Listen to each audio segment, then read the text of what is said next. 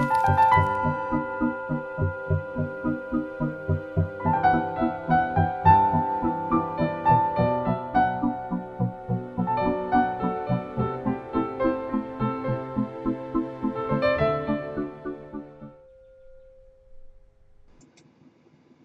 Shaman and Society. I'd like to present what I think is some fascinating materials about spiritual journeys. And I want to begin by making sure you understand something about shamans and shamanism. So let's review what a shaman is in the literature of the world. The word origin of shaman comes from the Siberian Tungus language, and it means one who knows, one who has attained some degree of spiritual realization or awareness, in particular awareness of the other worlds, or the next life stage, or the next planes, the future.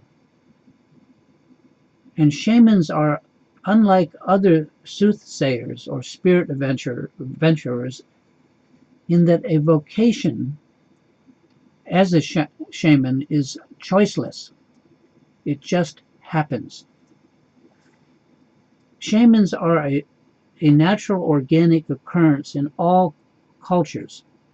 All societies have them, and shamanism is not really something that can be taught. In other words, a school or course to teach shamanism is pretty much an oxymoron.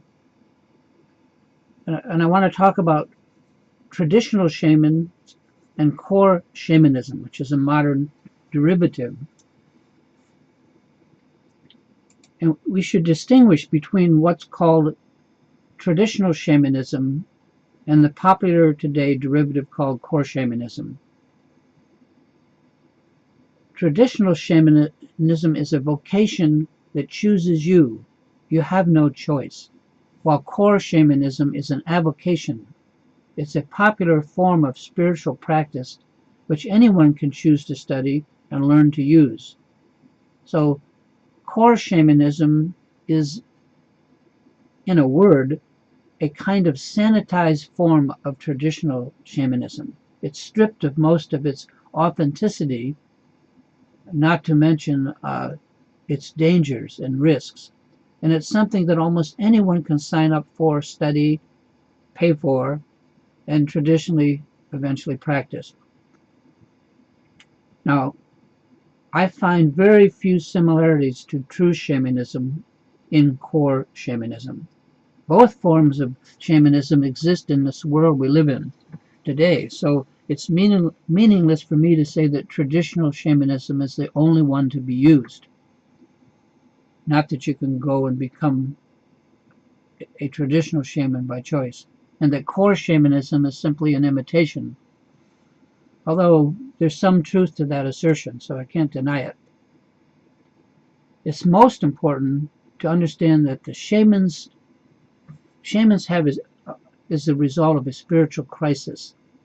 The traditional shaman doesn't just choose to be a shaman, like I'm going to be a shaman. Shamanism of this kind, of the traditional kind, is the result of a series of psychological visions or experiences whose very nature estranges one, at least for a time, from conventional society, from the normal way of seeing things.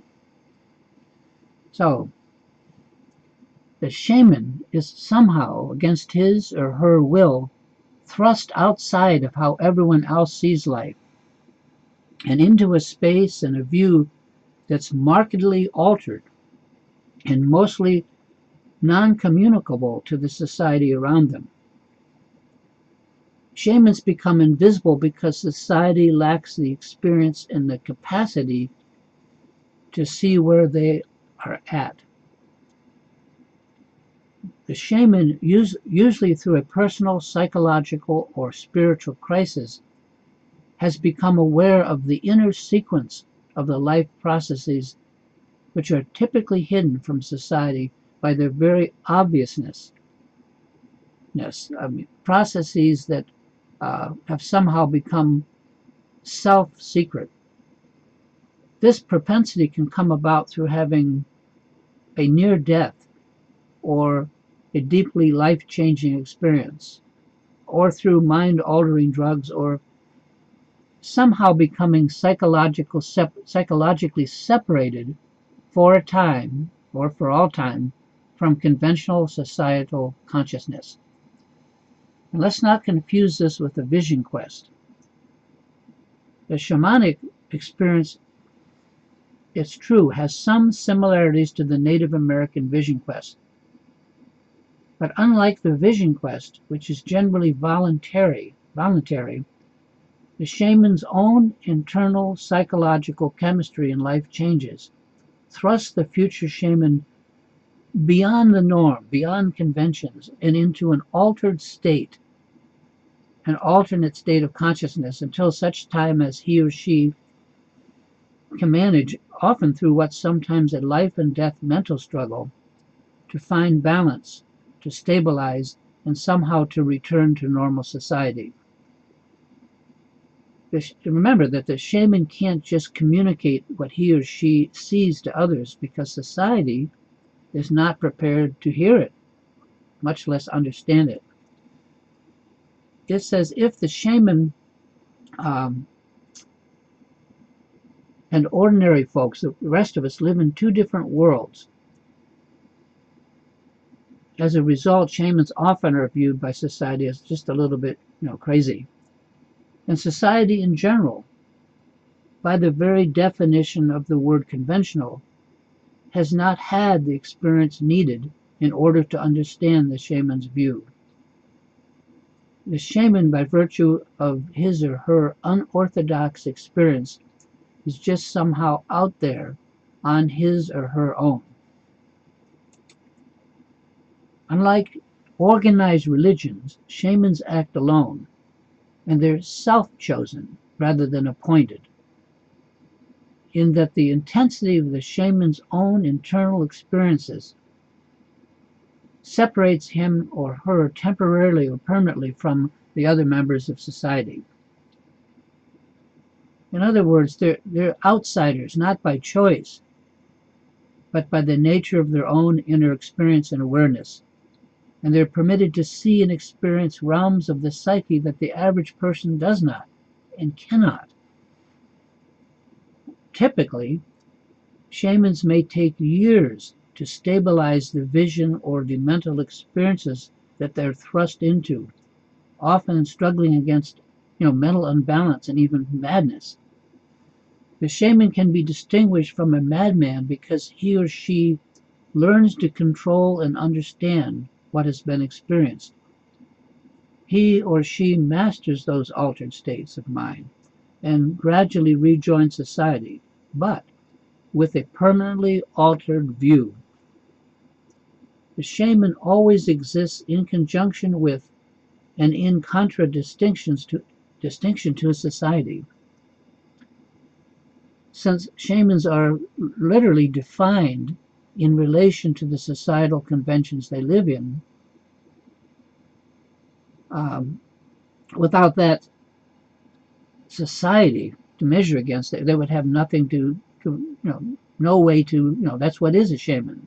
Shamans are the original outriders. They literally define the edge of conventional time and mentality. And shamanism is a one-way street. Just like the more advanced Buddhist mind training techniques like Vipassana, which is insight meditation, or Mahamudra meditation, or Dzogchen meditation. They all involve actual realization rather than simple spiritual experiences that come and go, which simply means you can't walk it back. It's generally agreed that once a shaman, one is a shaman for life. And as mentioned, there is no going back. No matter what other career or work the shaman may undertake to make a living, the function of shaman always takes precedence. It's their heart function within the society. I mean, it just happens. In other words, Shamanism, as I pointed out, is not an avocation. It's not something that one chooses, like I'm going to be a shaman. We don't choose to become a shaman, but the very intensity of our inner experiences can determine a vocation as a shaman and to what degree we're a shaman. As my esoteric teacher used to say to me, Michael, we are all initiates to life, but the question is, to what degree? End quote. And although in some societies shamanic powers can be inherited or seem to run in a family, in those cases it appears to be more a product of sharing a similar mindset and training with the parents initiating the children. However, as I pointed out, most shamans are called or chosen by their own internal experiences, what they're going through, but by the change in their own awareness. They come to know what others don't know and cannot know. And this change in view, this alternate perspective, is permanent. It's a realization. They cannot forget what they have seen, and it's this knowledge of altered states that makes them valuable to society. Now, all societies have shamans or their equivalent, because shamanism, as I'm trying to point out, is something that happens to us rather than something that can just be learned or passed on. In any society, all societies, there are always a few members whose personal inner experiences are such as to separate them, at least for a time, from the rest of the group. And knowledge gained from this separation then gives shamans an alternate view of life that makes them of possible use to the community, because they alone understand other members of the community who become estranged for one reason or another, and their shamanic experience allows them to communicate with those souls who fall through the cracks of society. And it's pretty much axiomatic that the shaman can only help others in those areas where he or she has personally had a similar experience or realization. And let's not think that shamans are priests or ministers. They're not. As pointed out, shamans acquire a special knowledge or special abilities through their own life-changing experiences, and they remain distinct from the rest of society by the very intensity of these spiritual experiences and the realization that can arise from them. In this sense, they are more akin to the mystic, and the shaman, as the author Mircea Eliade puts it, is, quote, the great specialist in the human soul. He or she alone sees it, for he or she alone knows its form and its destiny. End quote. The shaman, in other words, knows the story or journey of the soul. So in a very real sense, the shaman wakes in these realms while society sleeps. They are the watchmen and protectors of the community soul. And shamans are to be distinguished from priests or ministers and other members of organized religion, those who work cooperatively with one another, to inform and to shepherd the entire society. For the most part, shamans are independent, solitary, depending only on their own internal experiences or revelation, and they seldom work in groups or attempt to convert all members of the community to their view. Instead, they assist the stragglers in a community, those who, for one reason or another, have fallen out of the conventional mindset and are somehow temporarily spiritually estranged. Shamans do acknowledge other shamans, but seldom do they group or come together. You would not expect to see a shaman conference, at least of the traditional variety, because, as mentioned, they're for the most part loners, and their knowledge is personal to themselves. And that knowledge serves to separate them from their particular group or society. So the idea of a shaman convention is pretty much of an oxymoron. In relation to societies and brotherhoods, shamans also differ from secret societies or esoteric brotherhoods in that they're typically not part of any particular lineage or organized group. And as mentioned, they don't attempt to shepherd or initiate the entire society, but instead only initiate or work with those like themselves, those who have the propensity to sustain ecstatic, out-of-the-body experiences. That is, those who find themselves in an altered state of mind. In other words, shamans guide and inform particular members of the society who are in spiritual flux, those who have somehow fallen through the societal cracks. And as mentioned, there's no attempt on the part of the shaman to convert the larger community to his or her vision.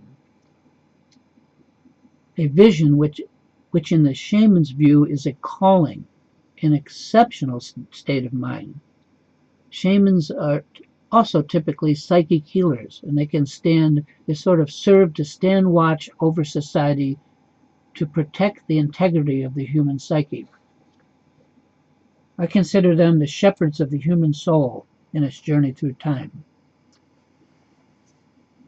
And although many shamans are also healers of physical ailments, medicine men or women, this function of healing is distinct from their role as a shaman, at least to my understanding. The shaman is primarily a doctor of the soul, not of the body, and administers to the psychological and spiritual realms that we have rather than to physical symptoms. The medicine man is very much a vocation of its own. And although the shaman may also use various medicines and can be a healer or doctor of the physical body too, he or she is primarily a healer of the psyche, a master of ecstatic, of out-of-body experiences. The shaman works on the psychological and subconscious level, seeking out the soul of an individual in distress, identifying with them, and directing them away from their current struggle or mental suffering to the next level or stage that they're drifting toward, the so-called afterlife.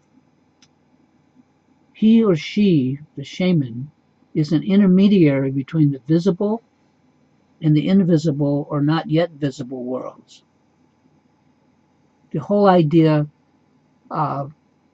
is that we change levels as we change our spiritual view. And a shaman can help us acclimatize, get used to the new level that we're being born into, when to us it's disturbing or not understood yet. The work of a shaman does not pertain so much to our physical death at the end of life and the bardo states that come, but to the many smaller deaths that we each die in life. Climactic events or rites of passage in life that find us dying to one phase of our life and struggling or not yet born into the next phase.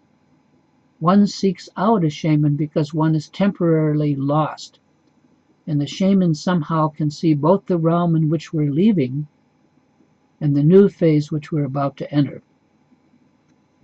Anyway, that's my introduction, not so much to shamanism as to help prepare you for what I will try to present over the next few blogs. The takeaway here is to understand that we don't all share the same view. Some individuals have a different view based on their experience and particularly their realizations.